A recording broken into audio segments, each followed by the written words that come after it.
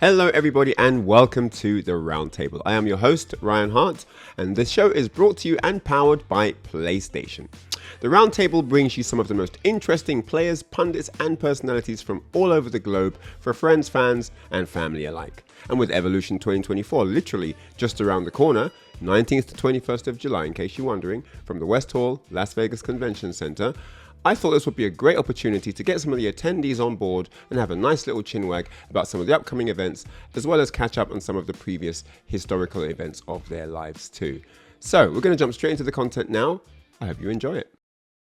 Ladies and gentlemen, we are here for another roundtable discussion. This time, I'm very happy to announce that I've got Javits and Li Joe here, two of New York's finest, very old school players actually, I'd like to add.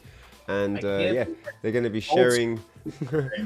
Yeah, it's kind of interesting because now when you look back, it's like when you were new, you know, and you didn't feel like you knew that much about the FGC. I mean, now you're like some of the most experienced guys on the block, right? So just kind of goes the show, you know. But nonetheless, welcome and great to have you on board for the journey. But first off, before we go any further, why do you play fighting games? You want to go? Yeah, I'll start. Yeah, for me, man, like, as I've gotten older, a lot has changed throughout my life. Like, I'm a dad now. I have a full-time career and all that, but I always stay involved with the fighting game community because it's like that's my thing where I can like be connected to like kind of like the people that I have the most in common with. So much so that like. Even though, like, I feel like sometimes there's areas of my life that are kind of like fragmented. Like I have like my work life, my normal non-gamer buddies. The same, right? This one never changes. It always has the same kind of soul and vibe to it, and that's something that I appreciate, and I like to cultivate that and to kind of just always have that as part of my life. So definitely more about the community than the games themselves. I could easily hop from game to game, but the community is special. So I've always gotta be a part of it. Yeah. I think this might sound wrong, but I feel like it's the only thing that, I shouldn't say it's the only thing that I know, but like I had an interest in fighting games when I was like 4 years old, truly like 4 or 5 years old. Like for some reason I was drawn to that more than any other game like in the arcade. I think it was because I was always into like Kung Fu as a kid, like Bruce Lee was like my hero. And then seeing what I saw on movies and then seeing like it happen in a game, it was just interesting to me. And for some reason I gravitated towards that. And now it's like, I'm so grateful that I started there. Cause now like, again, I said it before, not that I don't know anything else, but it was just almost there from like my first memory. And it just continues to be here. And like Javits said, that interested me. I'm going to say it, dude. I'm almost 40 years old. Don't tell anybody that, guys. Don't say that out loud to anybody else. But like, I can't imagine doing anything else or being like this invested in something. So. Yeah. So was it always fighting games, or was it another genre that also interested you before fighting games? No, I think when I was a kid, I remember like vividly seeing in a 7-Eleven Street Fighter 2. It was in the 7-Eleven, and what was that, 90 or 91? I don't remember which year. It's either 90 or 90, I could be totally wrong. But I was like 4 or 5 years old, and I was just like, what is that? Like, and I've been to arcades as a kid where you're like, you're surrounded by all kinds of shiny lights and loud machines and things, but for some reason, seeing Street Fighter 2, I'm lying to you, it was actually Fatal Fury 1. I'm lying to you. Oh, okay. They had Street Fighter 2 and Fatal Fury 1, but Fatal Fury was the one that caught my eye, and Street Fighter 2 was next to Fatal Fury. And just seeing that, I was like, what is that? That looks cool. I like that. And I can't figure out why. And my guess is, again, because I was into, like martial arts and things when I was 4 and 5. I'm like, ooh, that's cool. I want to do that. Yeah. But I mean, I like games in general, but there's no community for me in other games. Like the other games I like, but there's a community and a home in fighting games. Yep. Very well said. Very well said. How about you, Javits? What was your first ever video game, and how old were you? First ever video game was, Mario Brothers for NES, and the one that came together with Duck Hunt. Duck Hunt was really cool. The split cartridge? Yeah, the split cartridge. I had to have been maybe 3, 4 years old. I was like maybe 89, 90, something like that. I was very, very young. And I remember, like, you know, it came with the duck hunt. If you lost in Mario, you would go play duck hunt or something. And yeah, it was a great time. That was my introduction into video games. And you know, great game. Name a service or function that you feel is potentially currently missing in the FGC. A service or function? I have one for that. Go, yeah. I got to think about this one. So go first. Take your time. I think, yeah. So a lot of people know me for, like, you know, posting tech for a lot of different characters in Street Fighter games and all that. And it would be so cool if, instead of it having so scattered on different social media platforms and all that, it would be so cool if there was, like, some kind of a central hub where you could just go, whether it's an app or within the game, where you just go to the character that you want something tech for, and you got a list of, like, everything. Like, it could be like optimal combos, it's in a section. It could be this character versus that character, like little things that the community could just add, like, oh, counters or whatever. I think I just got one. I think Javits just sparked something in my head. It would be so cool if it was all in one spot, rather than, like, having to, like, search in 17 different places and, like, hope that you found that one tech that you need or whatever. It would be so incredible if you could, like, kind of pull all the community knowledge together into one central hub, and, like, the community can, like, upvote, like, oh, this is the hottest one, and, like, it'll make it even easier to find, like, the best tech for a certain character or something. I'm gonna kind of bite off Javits's slightly, but imagine if in the game, if you were in training mode, or there was, like, a way to replay your match, where if you did something wrong, the game actually stopped and said, like, you could have done XYZ here. Like, off of this block, you could have punished with this based on your drive gauge, based on your meter. Yeah. Like, it kind of... I don't want to use the word AI. That's not a good word to use around here. But if there was like a replay enhancement kind of thing, like, if the game just knew, all right, this in this situation, you have this much drive bar, you have this much meter, you block this, you could have done this. Let me show you.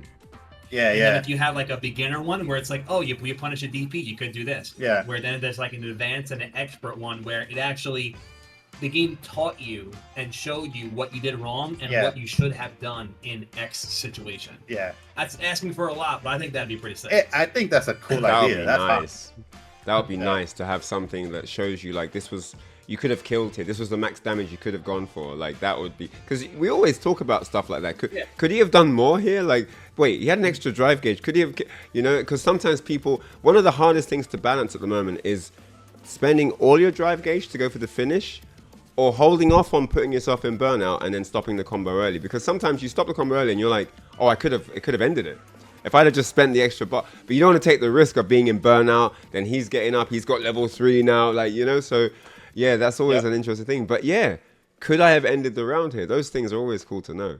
So that's a really, both of those ideas are really cool. You know, pulling together the community resources and having an access area where you can look at, you know, with the frame data, this strategy is available. You know, you can do this. Also, like, I think because the game it's so multi-layered, because I feel like as you're playing the round, the game changes. You know, like when he's got 2 drive gauges, it's a different game now, different mentality, different mindset. When he's almost in burnout, is he going to do the wake up OD? You know, like all these little things. You know, once he goes into burnout, what's his get out, you know, tactic? You know, how's he going to try and weather the storm of getting chipped out, you know? And so, yeah, like, there's so many things. But, yeah, I'd love a guide on the different modes. With this character, when they're in burnout, these are the best strats. With this character, when they have drive gauges, these are the best ways to burn the drive gauge. Like, those kind of strats, I think, because we don't really have anything like that right now. We have, like, certain tech combos. We always have combos. But we don't really have, like, when they start with 6 gauges, this is what you should be using to chip the gauge down. These normals are the best normals. This block string is, you know? And yeah, I just think it would open people's eyes a bit more on how deep the game is. Because there are players just still playing every mode of the game in the same way. They're still using the same strings, no matter if they've got 1 bar or 5 bars, you know? And so, yeah, I love these ideas, man. It'd be really cool. Maybe we'll get something like that. Maybe, you know, someone will come through. Maybe someone's listening out there. We put it out there, so thanks for the question. It's in the universe now. But definitely, man, some sick stuff. So, talking about the nostalgia and the, missing the arcade and the stick giving you back those memories, what was it like coming up in the scene for you in the early days?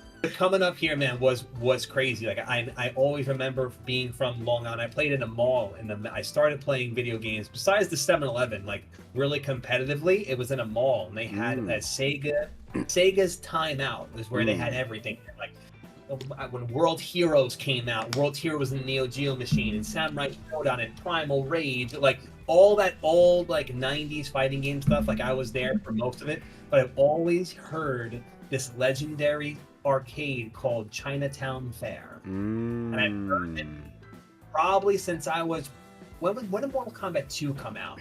Like 91 or 92. So I used to play at the mall, and the guys were like, yeah, we're going to Chinatown. It's a really crazy arcade. Like everyone's playing, like everyone's really good.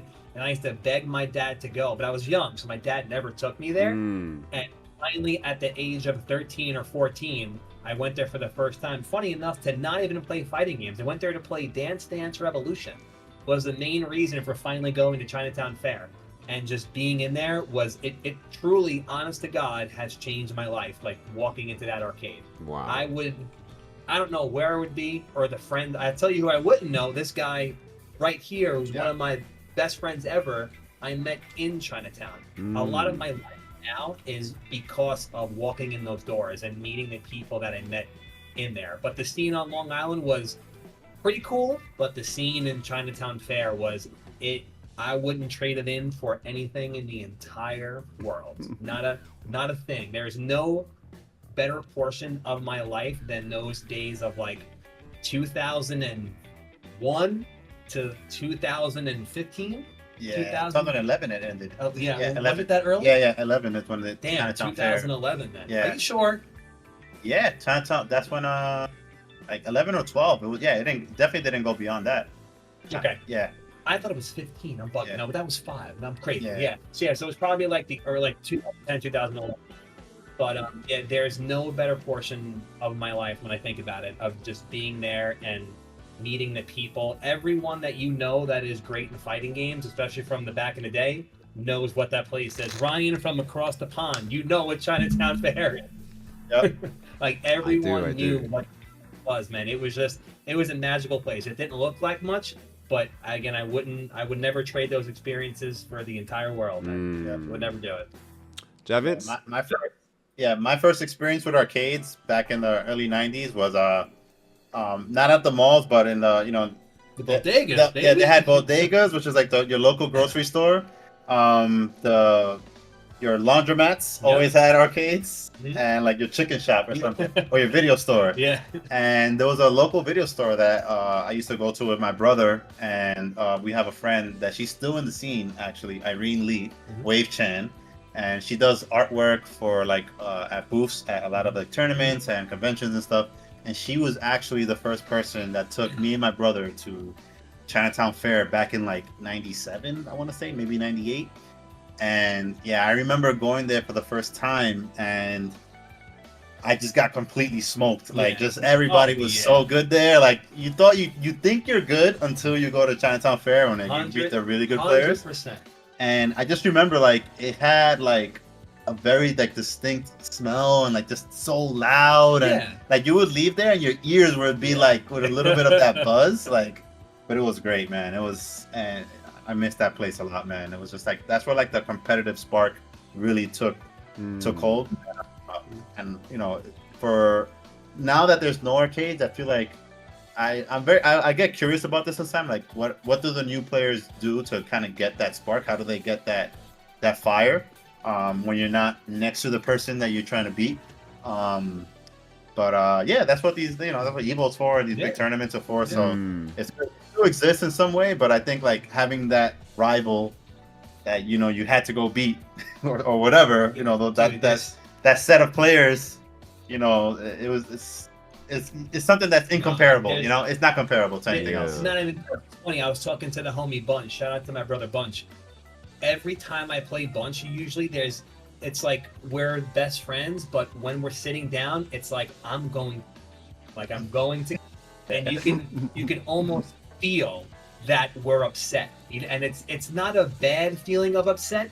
It's like, this is what I miss. Like in Chinatown Fair, when you play anyone, like you can hear it in the way they put the quarter in the machine. Like you can just sense everything about the frustration when you're beating someone's you know what. Right. Like you're like, oh, this person's tight. And it's this very good feeling that when you're playing online, like you don't really get that portion of it. And I think that's what I miss the most. Like again, even like putting a quarter down, you slap the quarter on the machine. You're like, oh, he's tight. He's bad. He's tight. All that stuff, it just you don't get that anymore. But like you said, that's what Evo's for. Like support your locals, go to your locals, like try and get all that stuff going. Because as it sounds weird talking about how I like this negative interaction, but it's not really supposed to be a negative interaction. It's just it's like fueling that competitive energy in you. Yeah, for exactly. sure. Yeah, for sure. Yeah, definitely. I think it's quite natural to kind of embrace someone's frustration because it's a feeling that we know from our own experiences. Right? When you're the one doing the frustration, it's it's a part of it. Yeah, it's part of it. Like that's what makes it a human interaction. It's that I did something cool and he nods his head. That's cool as well. Where you've done something slick and you look over and he's like, you need that confirmation sometimes, isn't it? So those things are all good, man. And you don't, like you said, online, you don't know if they're nodding their head at home. You can't see them. There's no visual recognition there. So it's quite difficult to really get that same level of appreciation. That's why Evo is amazing, because you're next to the guy. You can talk after the match or before. You can ask like, hey, how did this work? Was that overhead? Well, there's all kinds of stuff like that. And it makes the locals and all these offline tournaments a very special thing. I think whatever happens, I know the netcode's improving and stuff, but I think we just cannot lose offline events. Whatever happens, however good it gets, the connection and stuff, fiber optic, all that, we have to keep events like Evo alive and the offline community, because it's so special, man. It really is. Being able to travel somewhere, meet someone in person that you've been playing online. Do you know how cool that is? Like, imagine you play someone you play someone next to them for the first time after playing online forever. It must be super cool, right? So, yeah, like, oh man, I do have a lot of memories. I remember, Street Fighter 2, the original Street Fighter 2 World Warrior. I used to play in my local minicab office, and I was okay. I wasn't a bad player, but a guy came down. This guy ruined us. He ruined us, and he didn't play us a single round, and he ruined the whole minicab office. He said one sentence: "There's a better arcade than here." And we were like, oh man, who's this guy? He goes, you guys are good, but they're better. And we were just like, who is this guy? Who invited him here, And he didn't used to play. He just used to come down, stand at the back, and just kind of insult everyone. Yeah, you're not that good. There's a better guy, I'll play. And after a while, we kind of just got interested in this place that what place is he talking about? Because we didn't actually believe there was another arcade. This guy's just whatever. This guy, after about a month of coming down every day and just insulting us, played one credit with Guile and he battered all of us. And then he said, I'm not even that good. I can't be any of those guys. And we were just like, what? Okay, it's time to go to this place. We walked 49 minutes, not 51, not 48. It was 49 minutes to this arcade. And I wasn't even allowed to walk that far. I was meant to stay like near home. I was only like 12 or whatever. I wasn't allowed to really just traipse to next sides like that. But I had to find out about these guys. And I went down there, and it was called Barney's Burger Bar. I still remember it. 77 Wandsworth Road. You can Google it. Barney's Burger Bar. It's closed down now though, isn't it? But yeah, it was this burger place, and you could get them to cook for you before you go and get cooked on the street on the machine. So it was really nice actually. And I sat down, I played this, and it took me ages to get on the machine. I think I waited like half an hour just to get one game. And there was this Chinese guy, this tall Chinese guy playing with Ken. And I played with Guile, and he just battered me. I don't even know what happened. I was in the corner straight away, just getting tap thrown and stuff. Tap throw was a thing back then. Remember tap throw? People used to just rinse you. And the more you didn't know, the more they enjoyed battering you. Like, when you see you, he doesn't know. All right, let me just keep doing that now, you know? And so, yeah, it was pretty brutal in that sense. But, man, there was something fresh about that kind of just this mix of competitive energy. You know, there was something quite fresh about that. This hunger to win. Everyone wanted to beat everyone, you know? And we never had that before. Street Fighter 2 was the first competitive fighting game, really, like in that way. So, yeah, that guy really rocked our world with this whole, there's another arcade. And then we went there, and this place actually turned out to be a real place. Really good burgers, actually. But yeah, and they were just all so good. And the game would just come out. We didn't know how they were so good. The game was new. How are these guys that good already? But they knew all the stuff, man. So yeah, that's definitely one for the books. Barney's Burger Bar. Anyone who's around my age that used to play arcades in that time will have heard of Barney's Burger Bar. That place is legendary. Oh my days. All right, moving on swiftly. What was your favorite fighting game of all time that isn't a fighting game? Sorry, your favorite game of all time, excuse me. What's your favorite game of all time that isn't a fighting game, and why is that your favorite game? I'm good, so I can go right now unless you got something. Symphony of the Night. It's a good one. Castlevania. That's a banger. PS1. It's a banger. That game is epic. Yeah. That's a PlayStation classic right there. Epic. Yeah. Oh my days. You can't see it, but right behind Iori right there. Hold on, how do I work? Yo, you got Simon up there? Right there in that glass thing behind Iori. Yeah. It's actually the scene from Symphony of the Night where Alucard loses all his gear from. Oh, yes. Yeah. It's in a glass case. It's right behind Iori. You can't really tell. Yeah. Oh, but that's sick though. That's cool. Nice. Now, Symphony of the Night. That's a candidate for top. 100%. That's a top candidate right there. Yeah. Wow. Nice. All right. So this is a tough one. I'm probably going to say Dark Souls 1. The original Dark Souls 1. Only because at the time there weren't any games like Dark Souls 1 besides like Demon Souls, but I don't really count that. But there's just something about playing that game after playing video games for my entire life, and when this game came out, it was like, yo, what is this? Like, why is this game the way it is? It was just something so fresh, and it's like, I don't know if I'll ever get that experience again. And it just spawned such a series after. There by far, everything behind here, this whole shelf is all Dark Souls characters. Oh, wow. Characters, yes. Wow. This whole right here. Yeah. Nice. So they're like, it's by far my favorite game. I do want to shout out Silent Hill 2. Ooh. That is a really... I'm gonna go with Dark Souls, but I just had to make sure everyone heard me say that game's name. That's one of my team said. Okay. Silent Hill 2, that game is... I remember I couldn't play that game until my girlfriend came home. We played together. Like, I can't play on my own. It's too scary. No. In the hospital? No. It's a wrap. It's a wrap. Them nurses weren't messing about in the hospital. That game is scary. Yeah, no, I love Silent Hill 2, man. I mean, I like all of the Silent Hill. Silent Hill 3 is really good as well. You know, Silent Hill 4, The Room, was okay.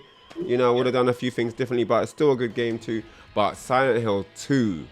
that there was something special about the aura, like the atmosphere of that game was just really, really... Silent Hill in general, it does a good job of being really scary with no jump scares. It's just all atmosphere. And you're terrified, you know? Put the light on! You know, like you're just scared all the time. Like. So yeah, great games, man, for sure. I was going to say, and you're going to get a glimpse of my age here, I was in Japan when Metal Gear Solid 1 was released. I was in Japan for tournament. Perfectly acceptable answer. In my head, that game. I was gonna say Metal Gear. Yeah, bro, I didn't even know what they were playing. I come home from. We went to the shop. I come home. We all got ice cream for the whole house, and they weren't playing Tekken. I'm like, guys, what you? And I just hear like I see man on the phone. I see man on the radio transmitter with the colonel. I'm like, what you guys playing? Like what? And then they're doing these missions. Man's hiding in a box and that. I'm just like watching it, and. You could tell that it was just something different, like nothing. I'd never seen a game like that. What game before that was like it was a whole new world of how to understand video games. 100%. You know what I'm saying? And this is Metal Gear Solid 1, and just the, and again, like Silent Hill 2, the energy that this game emitted, like the atmosphere was really unique. You really thought that you were part of some special adventure. It was just such a unique experience, and even watching it, I was so just dissolved in the world of this game. So after that, when I flew back to England, I just became the biggest Metal Gear Solid fan. I just used to collect all the games. Sons of Liberty came out, got that straight away. I remember the trailer at E3, Sons of Liberty trailer. You know what I'm saying? We see Solid Snake in the stealth suit. We were just like, oh, yo, did you see that? Everyone was going crazy. So yeah, Sons of Liberty. I had that. Like, I was proper addicted. I had like the Japanese version, the EU version, I had the NA version, I had all of them in it. Look at this, guys. Check this out. And and then next and then Snake Eater, because 2 was good, and I'm like, okay, it can't get better than this. Then Snake Eater came out, and I'm just like, yo, what have they done? So yeah, no, really, really sick. And then of course 4 on the PS3 when that came through. Yeah, just such a great series, man. Kojima just did an amazing job. So that would be my one. I'd say that. Big shout outs to Grand Theft Auto, though. I have to do a shout out to Grand Theft Auto because that game kept me up nights. Let's do one more multiplayer, yeah? Okay, cool. Yeah, you get the car. Yeah, I get the rocket launcher. Like, just too many things, man. That game was just fun. 4, I would say, of all of them, they're all good. San Andreas it's close to my heart. But 4 for the multiplayer, that had a really high skill ceiling. There are still guys that play that now. Like, it's one of them super loyalist games, right? Yeah, no, that game was so addictive, man. So addictive. We knew all the maps. We know all the matchups. Like every weapon versus what weapon, where to be, where to park the car. I remember one guy just like crawling. Because you get his little icon, you get his little blip on the map here, so you can see where people are. And it was me or him to win the map, right? He's a good friend of mine, and I didn't even know he played Grand Theft GTA, innit? So, you play, and it turns out he's like really good. So we're on the map, and I'm looking at him crawling. I'm like, oh, okay, he's coming slow, so he's on foot. Okay, cool. And then as soon as he got to the corner, he just sped up and threw a grenade and blew me up. I thought he was on foot. I was ready. But because he was in a car, going really slowly, as soon as he appeared, it was just some big car, and then he just sped off. And I was like, where's he going? Didn't see anything, man. So yeah, tactics. There were so many tactics like that. Definitely. Big shout outs to GTA. Metal Gear Solid and GTA. Those would be my 2 picks for the classics that are not fighting games, even though it's kind of still about mind games and combat, but speaking of mind games and combat, what's the most human interaction that you've seen at a fighting game tournament? The most surprising human interaction that you've ever seen at a fighting game tournament? You gotta go first, Jax. I don't know. It's a tough one. That's a tough one, yeah. Might need to think about that one for a bit. All right, one cool interaction was there was a tournament. It was maybe one of the NECs, and Sanford. Oh, okay, I remember now. Sanford Kelly, shout out to Sanford. He was playing against Aquasilk in a exhibition match, right? And he beats Aquasilk, and at that time, there was in the community, there was discussions about there's no more rivalries, or people are not calling each other out anymore, blah, blah, blah, blah. Sanford was from an era, Marvel vs. Capcom 2, where everybody called each other out, and if you said you were good, you had to prove it in an exhibition match. I think I know what you're going to say. And he literally stood up after beating Aquasilk, turned around, pointing into a crowd directly at Justin Wong. Like on some WrestleMania, and he went like this. And he went like this, yeah, come, yeah. I want you. You're playing me right now. Yes. Right here, right now. Nice. That to me has to be one of the coolest moments in fighting game history. You know what I want to say also though? I agree.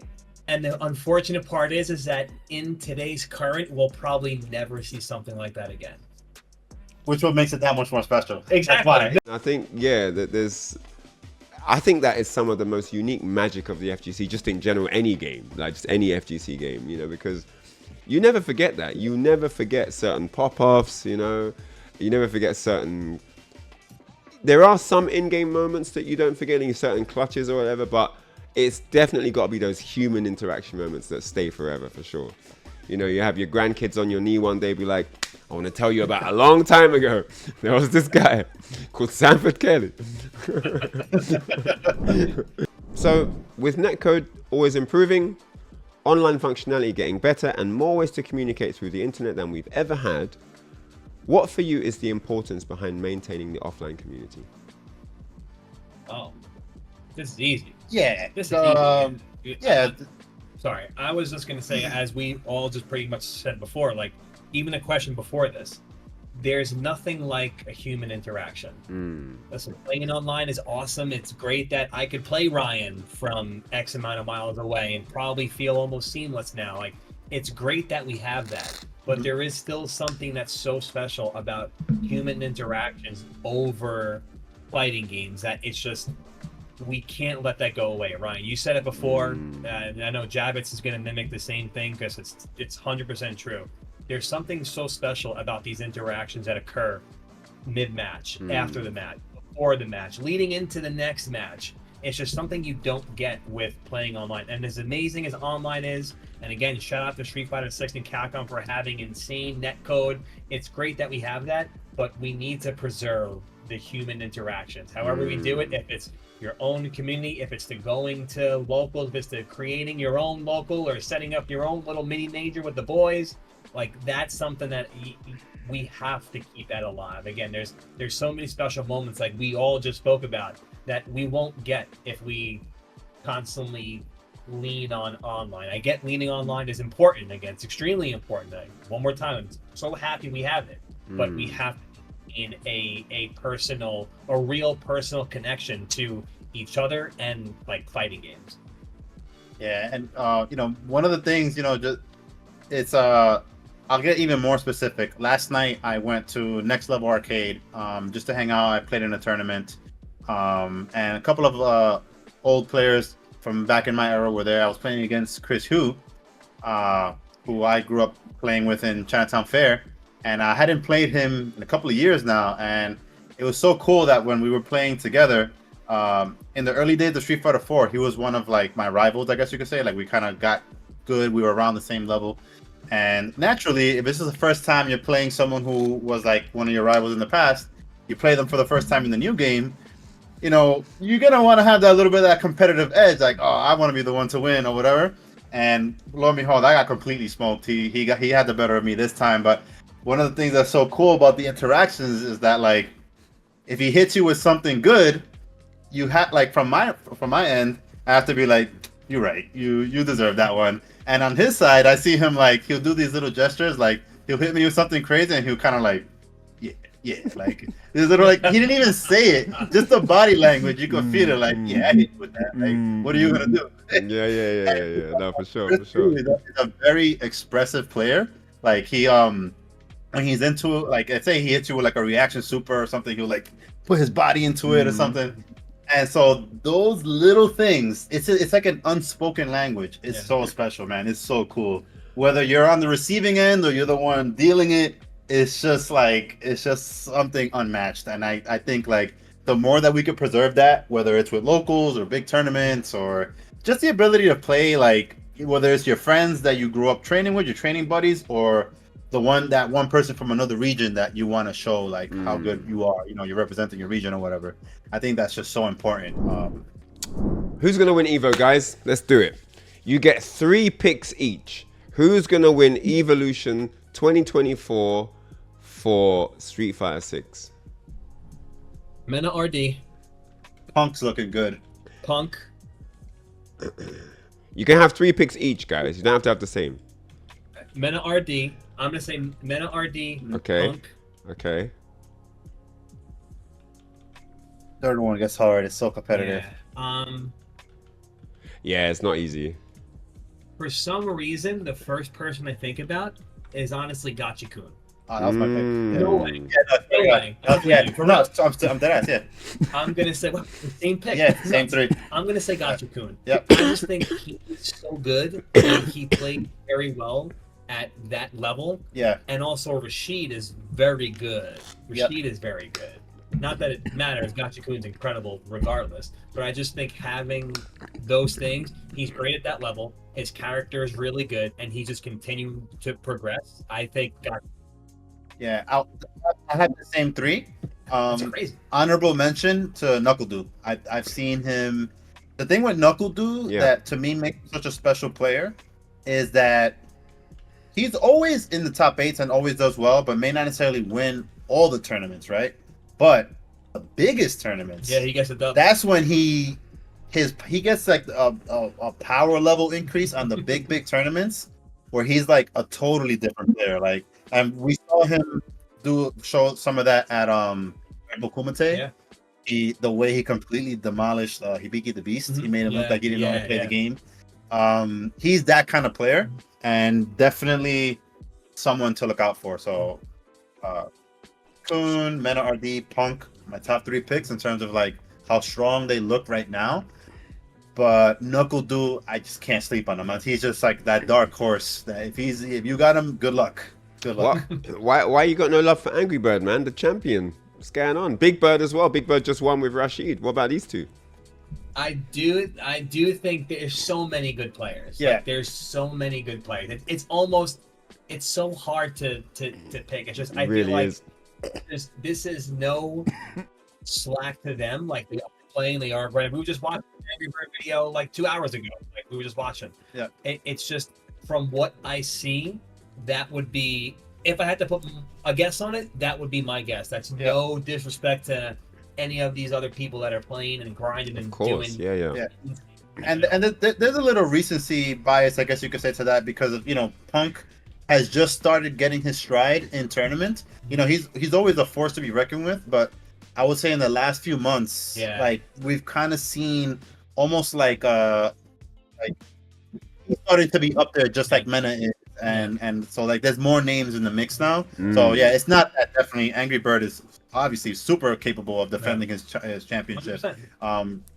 All these players are, but I just think though if you have to give me a top 3, like who I think is one of those 3 guys is definitely going to be in top 3 for sure. No, it's a crazy high level of players out there, man. Like there's so many, Shuto, Kawano, the Evo champion. Kakeru, Tokido's still good. Kakeru's looking good as well. You got Ending Walker, Problem X still leveling up. By the time we hit Evo, which is literally just around the corner, it's going to be really exciting to see, who's doing what with which character. We've got a bunch of new characters now, so you don't know who's coming with who. You know what I'm saying? And so I think that dynamic's going to be super interesting. I'm really hyped up actually. I don't know what's going to happen, but yeah, if there's anyone that is always reliable, it's got to be Gachikun. That guy is consistent. That guy in a game where people say you can't be consistent. I mean, Mena RD also fits that bracket as well. He's mad consistent. Angry Bird, Mena RD, what's his name? Gachikun. And you guys are right. Punk is definitely finding his feet. I mean, he's always been super strong, but like I think now he's stepped into a new era of victories, so yeah, let's see if he can keep it going here. He had a really strong showing at the Evo, was it 2017? Yeah, came second. So yeah, we know what he can do. He won E-League and like we've always known what he's capable of. So yeah, it's gonna be interesting, man. Definitely, I'm quite excited about it. But again, I guess it's a testament to how good SF6 is as a game. That we look forward to it. It's not dry, it's like super hype, any character. So you never know, man. You might get Kobayashi come through and start scooping mans with Geef. You never know, like that Geef serious.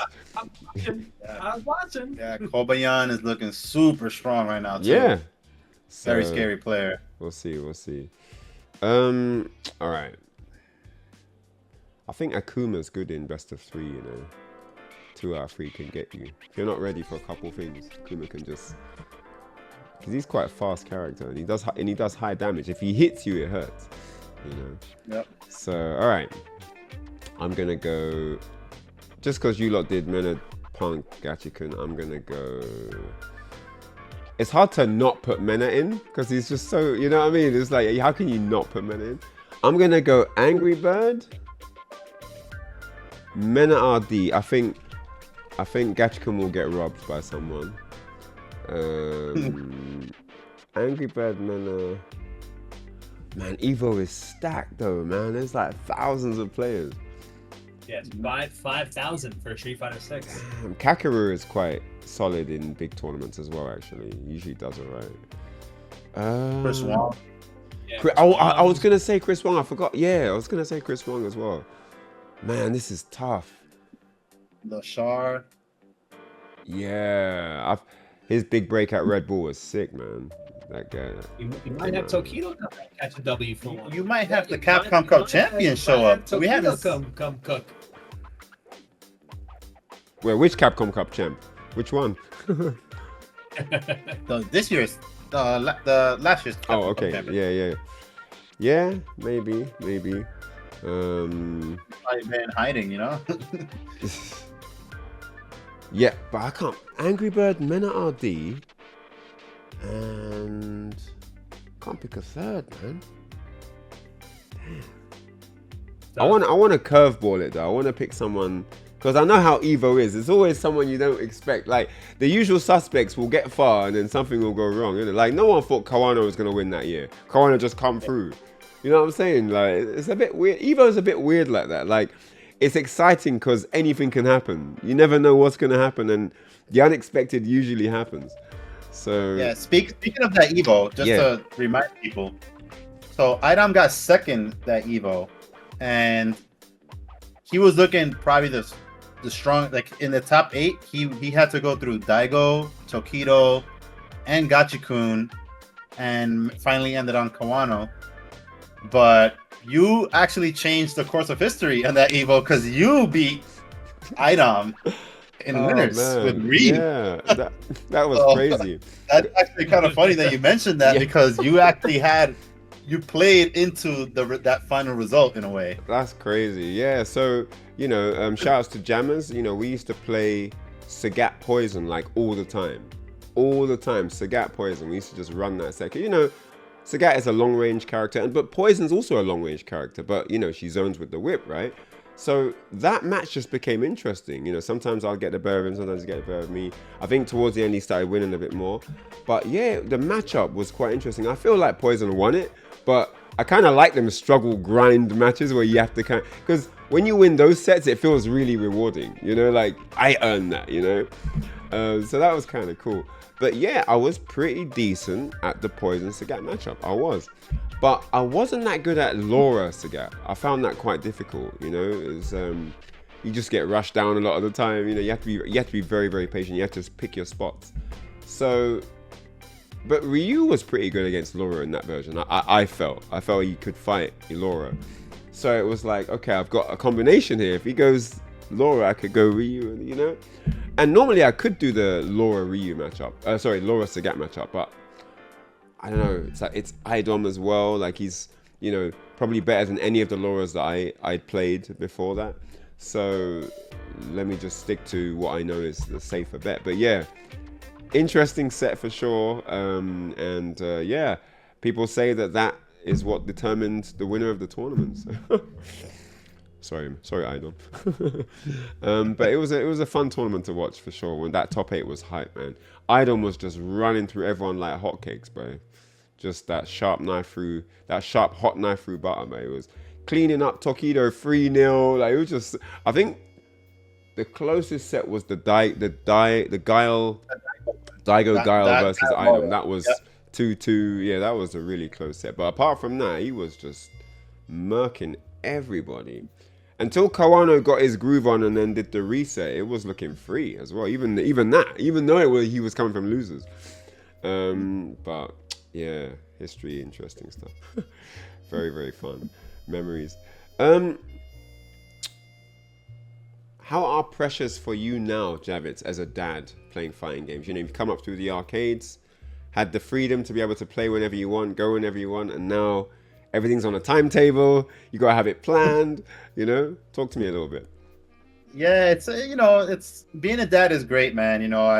Watching my daughter grow up, and she starts to show more interest in what I do when I do play games. Sometimes you want to sit on my lap and get on the hitbox or snack box with me and try it out. She wants, sometimes she'll pick my characters, things like that. But yeah, in terms of like I gotta just divide my time a little differently now, and the fact that I feel very grateful that I still can even play games. Some people don't have that luxury. They have to work 2 jobs or have to do more things. Things are expensive now, and yeah, being a father and being able to even bring her into one of my favorite hobbies is something that I enjoy and look forward to. I hope it, if she ends up liking it more in the future, that it's something that it's something her and I can do together. It'd be really cool. It's funny how like you don't know how it's gonna go when you become a dad, but it all fits into place. It's like, because it's something that a lot of my friends have said. They didn't really feel the dad element until for the first 9 months of their woman being pregnant. They didn't really feel like I'm a dad, but the moment they held their baby, on the chest at the hospital, that was when it began. That's when the dad journey officially, began for them. And I can definitely relate to that. And yeah, like you're saying, you can see the interest coming through in what we're doing. Like they start looking, what's that? They want to get involved, and there's something really special in that. I mean, I don't know if I'm trying to get, you need to enter this tournament. I'm not trying to get to that point, but yeah, it's nice that there's interest there. I had a really interesting chat with Daigo actually about, starting family and stuff. And I also asked him, what would you encourage your own kids to play games and sort of follow the same sort of route that you've chosen? And, I mean, he didn't say enthusiastically he would, but he sort of talked about, if there was interest there, then he'd be happy for them to do that, So it's just interesting. I mean, I guess growing up, and there are some experiences you never know how they're going to play out when you go through them, but I gotta say, becoming a dad is one of the most amazing experiences I've ever had. Definitely wouldn't change it for the world, and it's just great that gaming is also a part of that world too. So yeah, probably going to end up with me getting cooked one day by my own family, but there we go. It's all part of it. First to 10, daddy, shut up.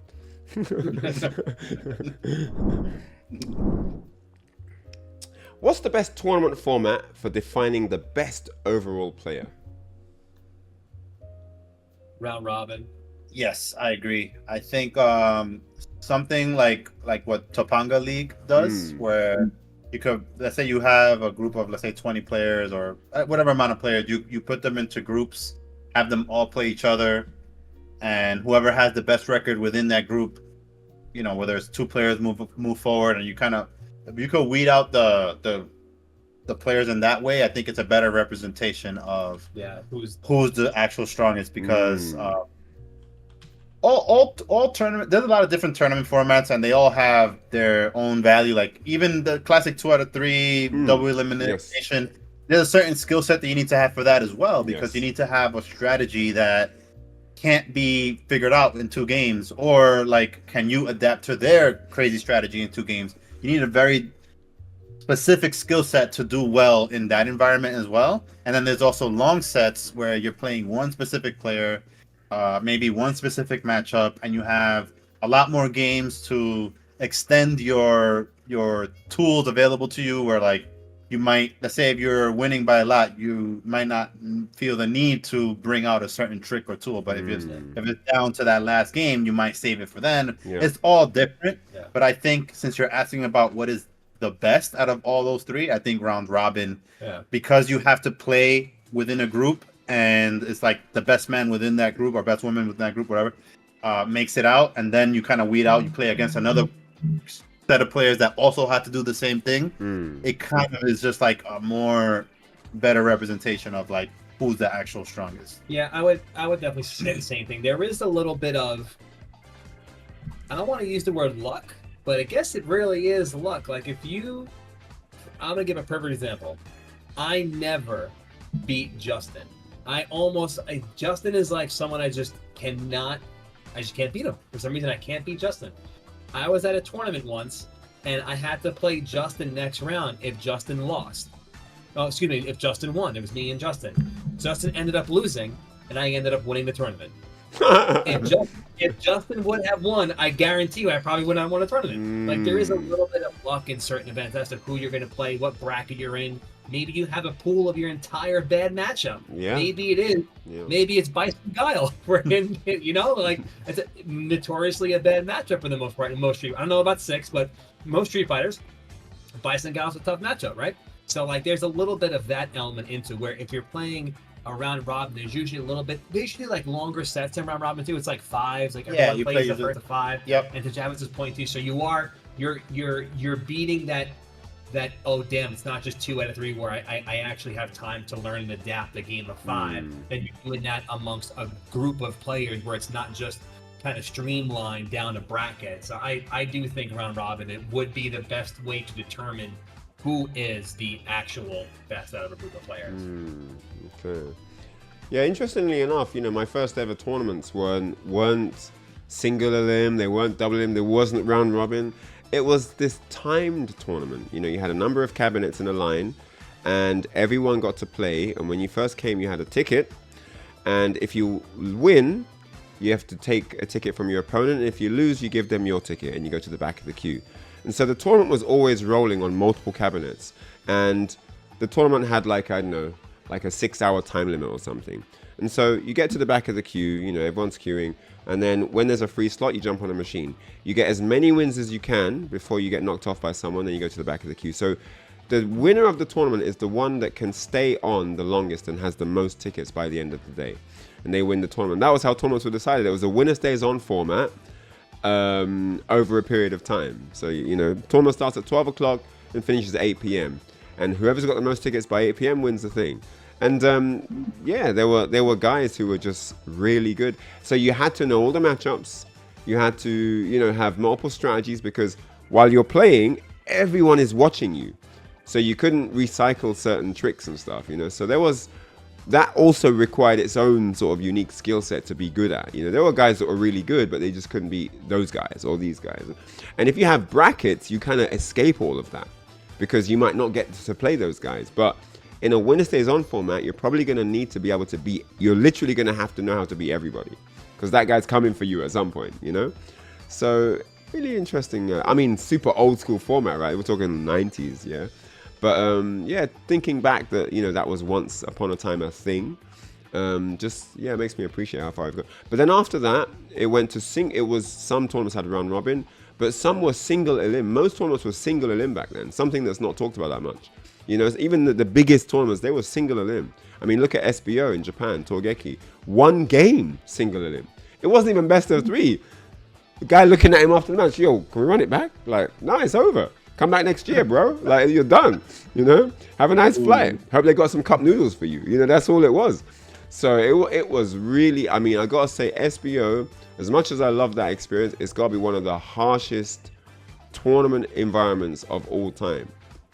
It was insane. You have to get there at like 7 a.m. or something. You queue up for like an hour and a half, sitting on the floor, waiting for the doors to open. Then they do the registration. Then you gotta wait some more, and then it finally starts. And then, I think it's like 1 match every 2 hours or something, But man, it was at the time, it was the best tournament. It was the most prestigious event. If you could say you went and won SBO, it was everything, So yeah, nice memory there. But man, that was crack of dawn stuff, boy. Up at 4 a.m. getting the train for 2 hours. That part wasn't very fun. So, oh my gosh. But speaking of big names at big events, I won't ever forget your run at that Evo when you made top 8 on Street Fighter 5, Li Joe, with the Nash. That was so sick. The crowd chanting your name in that massive arena. How did that feel? Talk to me through that experience. Oh, man. I wish you guys can see. You can't see it. Right to my left, I forget if it was Tom or Tony. I don't remember who it was. after I lost, he said, "Don't go nowhere. I have something for you." They gave me the handwritten top 8 bracket, and I have it in a frame right here that they were writing everyone's name in. Yeah, Nice. I have it right here on the side of my wall. Just a little shout out to them. Nice. But it was crazy, man. It was like, it wasn't. It kind of felt like everything I've ever done in gaming. It was like that was the pinnacle moment of all the work I've done, all the time spending on trains and sitting on buses and getting in airplanes and flying all around the country, or going to Japan a few times. I went to SBO in 2011. I had that experience, Ryan, where I sat on the floor, lost, and took the flight home.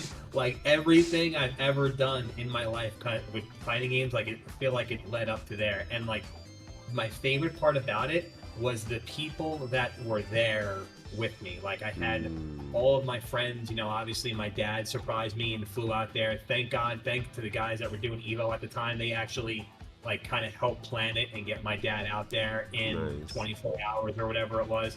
But it was quite an exhilarating experience. Probably my favorite moment of my entire life was probably, games have been so important to me, and it still feels good till today when people talk about it and they relate their experience with fighting games being either because of that Evo or something along the lines where, dude, me and my dad bonded over this. You seeing that got me into fighting games. Like, hearing it, to me, it's just like, it's incredibly important. It's like, it's a little bit more than winning it. Like, winning would be cool because I'm sure, but the fact that I was able to, like, kind of, I don't want to say pave the way for other people, but I guess so. Like, it was almost like opening the door for a lot of different people that might not have competed, or we got people involved in fighting games. And again, to experience that with like all my friends, my girlfriend, who's still my girlfriend, who's out there in the living room probably right now, like, and there are so many people there that I got to experience that with, that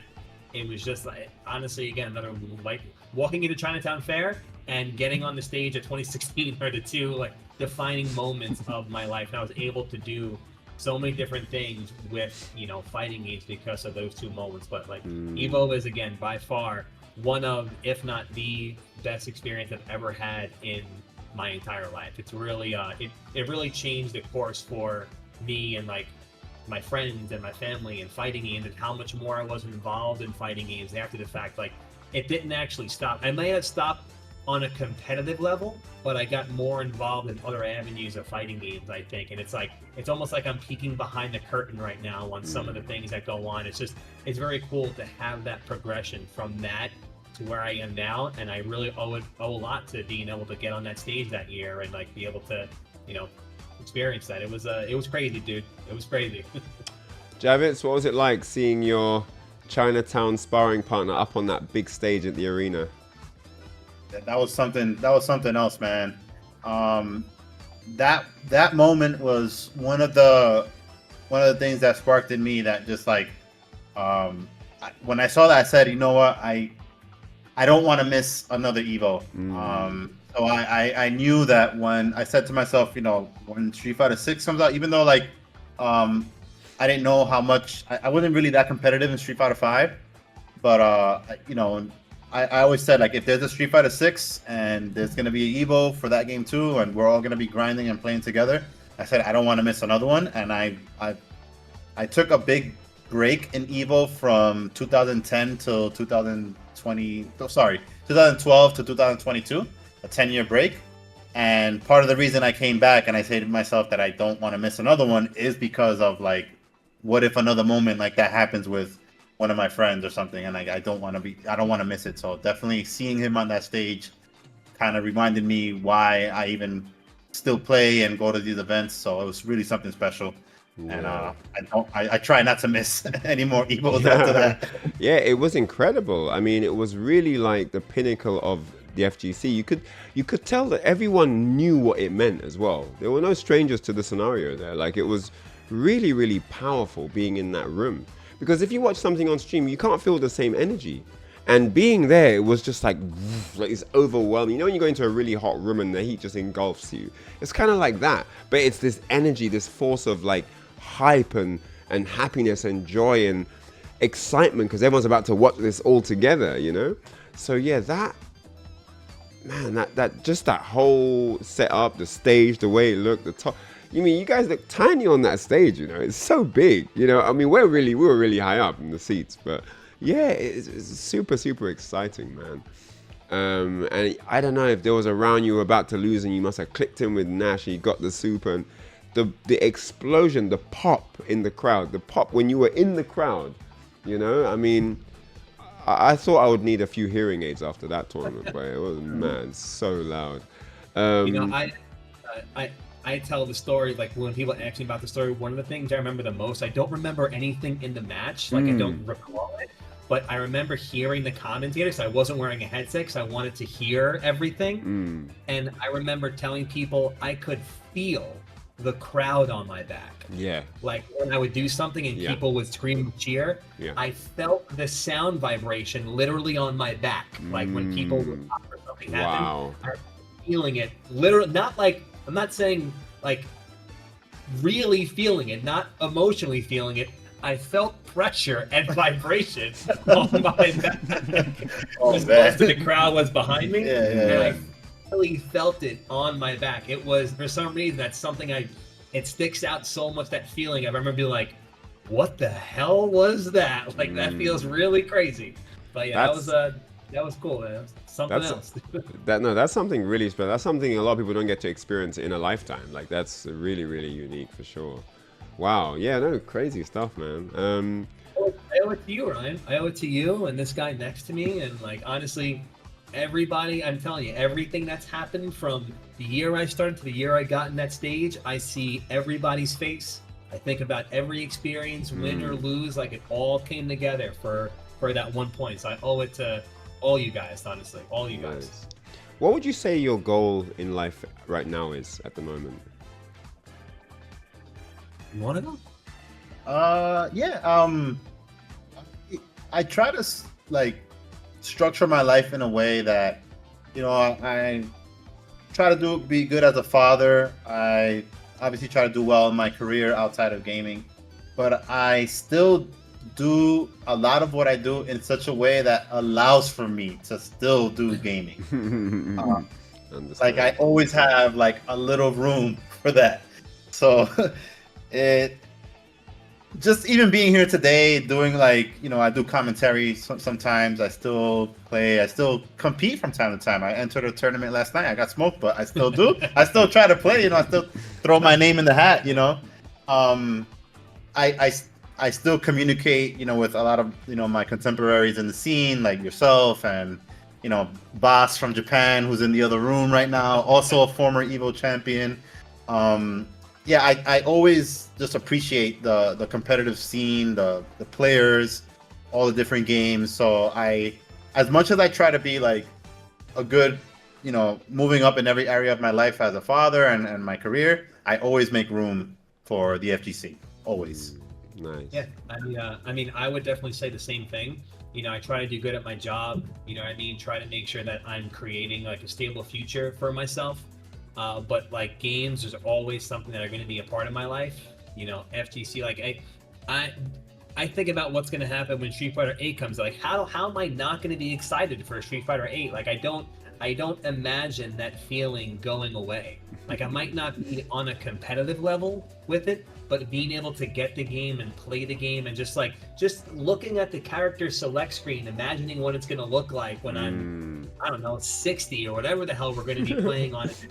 As long as it keeps going, I just can't imagine losing the drive to just be able to play it. I mean, again, maybe not on like a competitive level, but I still want to be involved. Like I still want to work with, you know, other events and run my own event and help, you know, Evo do things and commentate with Javits and do all these other side things that are, you know, like more avenues are within the EFTC. It's not just about being able to play anymore. Like there's a lot of things you can do to be involved, and I'm gracious enough and I'm blessed to be able to still be someone involved, even though I'm not competing at the point. But yeah, man, I want to be able to again create a stable future. I would love to create more of a stable future for myself, actually more in gaming, if that is possible. I'm always looking for some sort of opportunity like that. But yeah, no, I can't imagine this feeling ever going away, though. I'll tell you that. It's something that just flows very naturally in the bloodstream. You know, like you think about it during your day, whatever you're doing. You could just be at work. You'll have a piece of tech that comes. What if I could do this? You know, like you can't help it. You'll just be at dinner. You know, your person's there like, hey, is everything okay? Yeah. You got this new combo route. Like it's just things come in, man. Things come in. You know, yeah. It's funny. It just embedded as part of your soul, kind of. It's just so weird. You know, this little bit of fun that you found as a kid that stayed with you and is now a massive part of your life, and people that you've met that are, you know, starting out as associates and then friends and now family. You know, it's a very powerful thing, and it's so great that we have, you know, these different events to share that with, because I didn't even know there were people out there like me that do this. You know, like oh, you like games too? Like, oh, this is, you know, this is different. So yeah, like I don't know, man. It's crazy.